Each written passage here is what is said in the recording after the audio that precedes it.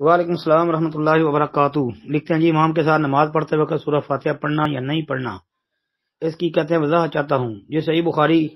نکال لیں 756 نمبر حدیث، امام بخاری رحمۃ اللہ لے کے آئے ہیں عبادہ بن صامت رضی اللہ عنہ روایت کہ لا صلاۃ لمن لم یقرأ بفاتحۃ الکتاب۔ جی یہ بڑی واضح زبردست قسم کی دلیل ہے۔ اس میں ہے نا لا صلاۃ لمن، یہ لفظ لمن من جو ہے یہ عام ہے، امام مقتدی ہر ایک کو شامل ہے، اور اس بات کو حنفیوں نے بھی تسلیم کیا ہے۔ ملا جیون حنفی نے اپنی کتاب نور الانوار کے اندر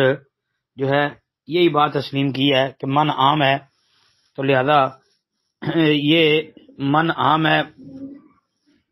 اور یہ امام کو بھی شامل ہے، مقتدی کو بھی شامل ہے، اگر اکیلا آدمی نماز پڑھ رہا ہے اس کو بھی شامل ہے، اور پھر فاتحہ کے بغیر کوئی نماز نہیں، وہ نماز فرض ہو نفل ہو، جی نماز استسقاء ہو، نماز عید ہو، نماز جنازہ ہو، علی ھذا القیاس کوئی بھی نماز فاتحہ کے بغیر بارگاہ رب العالمین کے اندر قبولیت کا درجہ حاصل نہیں کرتی، فاتحہ کے بغیر نماز نہیں ہوتی جی۔ اور پھر سنن ترمذی کے اندر، امام بہقی رحمۃ اللہ علیہ کی کتاب القراءت کے اندر، امام بخاری کی جزء القراءت کے اندر، اور صحیح ابن حبان کے اندر اور کئی کتابوں میں یہ روایت بھی آتی ہے کہ نبی علیہ الصلوۃ والسلام نے صراحتاً یہ بات کہی ہے